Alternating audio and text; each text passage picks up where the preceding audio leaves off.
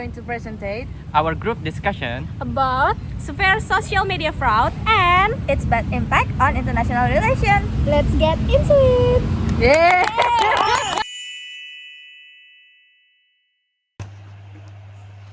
Hello everyone, my name is Karani Sarmadani. So I will explain a simple about the case. The case began on Twitter through the account this one, which posted criticism of the government, then sparking an uproar on social media. Shortly after, news broke that the account admin known as Sverre, or whatever is it, Sverre, was the victim of doxing by an unknown party. Sverre later admitted that he lives in Denmark and has become a Danish citizen. He reported the doxing case to the Danish police, who later claimed to have identified the perpetrator as an Indonesian institution.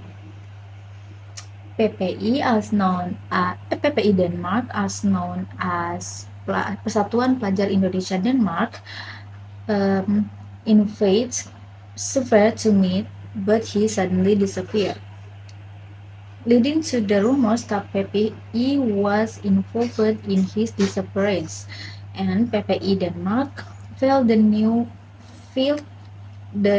need to clarify that they were not involved in his disappearance.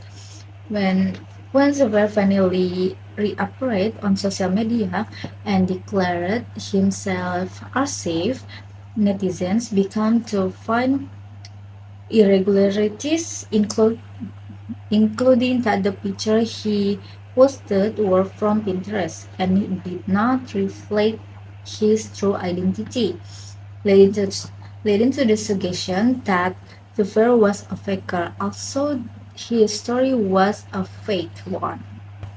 Next, Sverre'S case now shows how diasporas or individuals who claim to be a part of foreign community can become transnational political actors.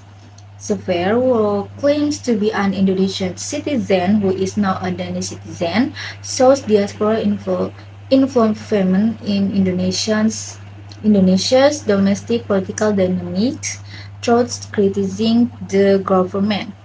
In IR studies, this reflects the phenomenon of cross-border politics, where non-state actors utilize digital space to build political influence outside the territory of their home country.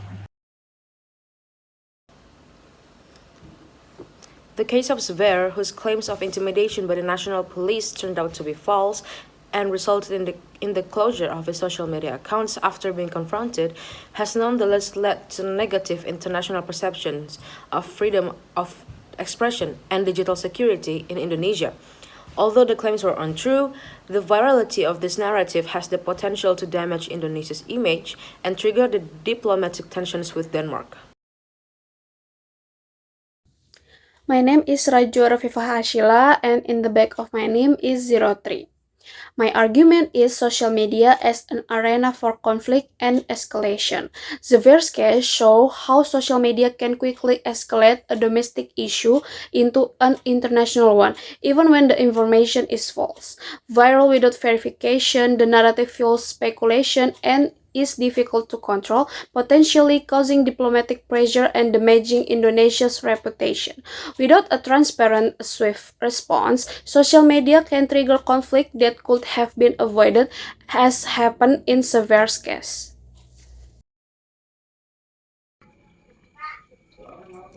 So the next is psychological pressure on whistleblower is a form of violence.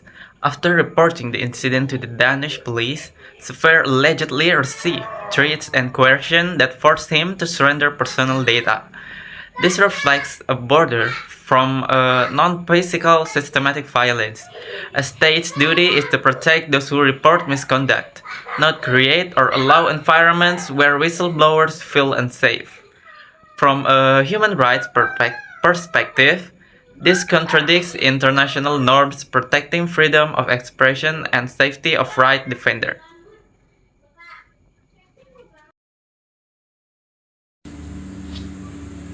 Okay, I will explain my argument. The victim chose speech for the sake of collective stability. Sverre and his father reportedly chose not to escalate the case to international legal channels out of concern for the broader impact on Indonesians living in Denmark.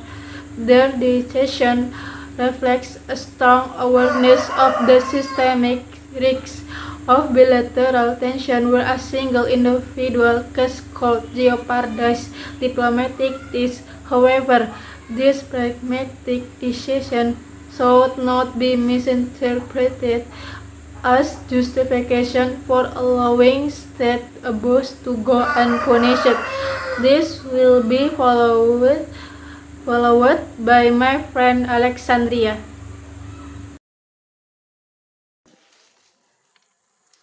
Hi, so today I'm going to explain my argument about this case. This case reflects Indonesia's international reputation. Civil case is not merely a personal matter.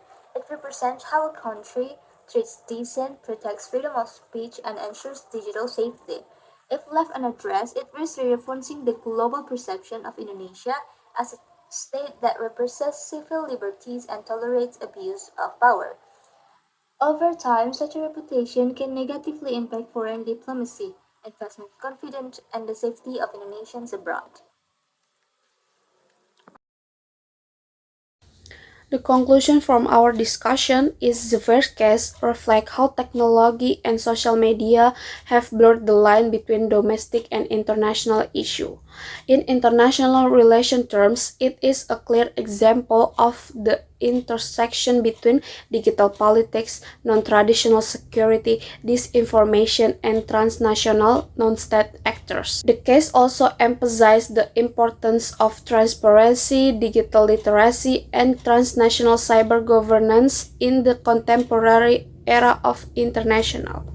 I think that's all from our presentation. Thank you for listening. See you!